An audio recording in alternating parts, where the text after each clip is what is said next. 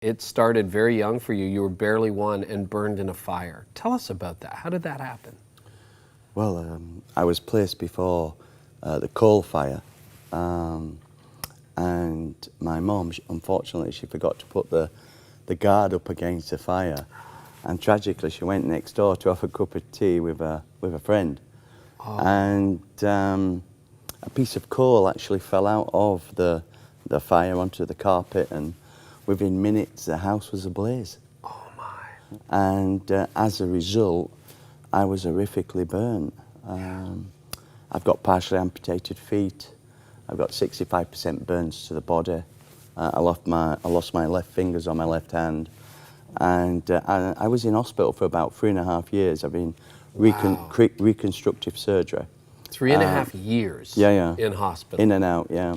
When you grew up in those formative years, you know, you knew that something was different about you. You had this accident. What kind of impact did that have on your heart, on your mind, on your soul? A hopeless situation, really.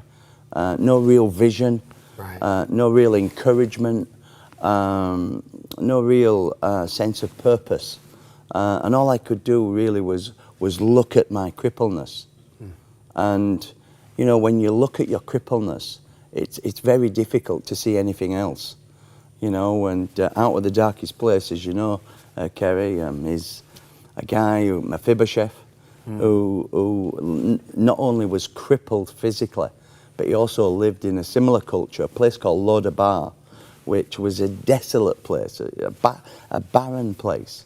They used to send prisoners and ex-priests to that place.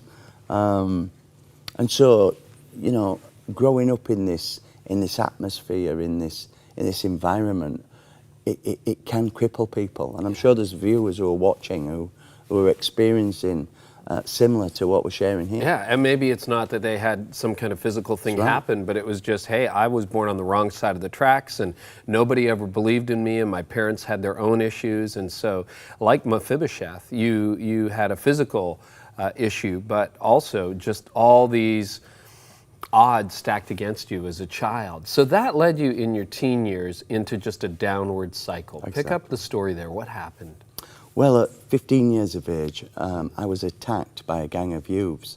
A friend of mine was stabbed in the back, and I was stabbed in my arm. The guy went to stab me in my chest. I moved.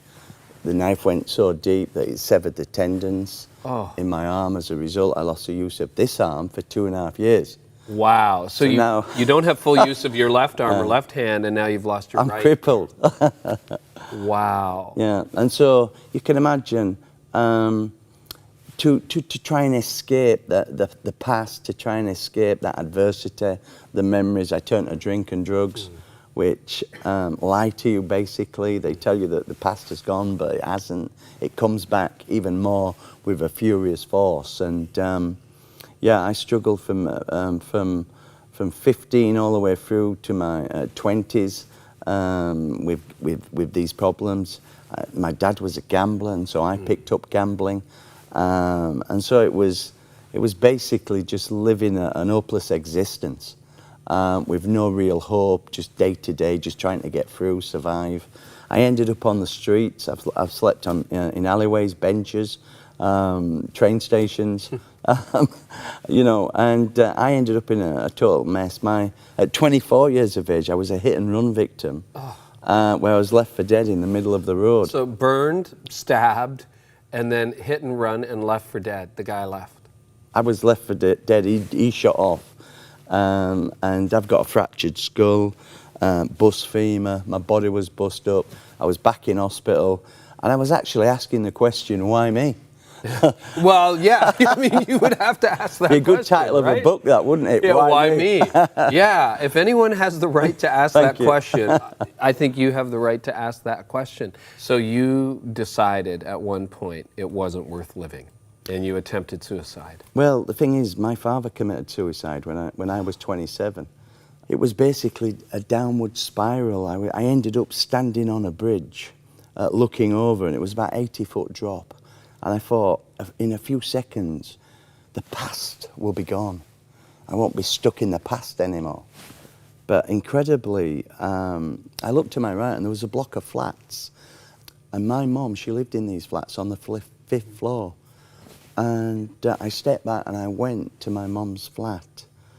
And I tell you, Kerry, something happened to me in my mum's front room, a tiny front room, that has totally transformed my life. Wow. I gave my life to Jesus on the telephone. So how did that happen? How did that happen? My mum, she didn't know what to say to me because, you know... Did she know it was you? Yeah.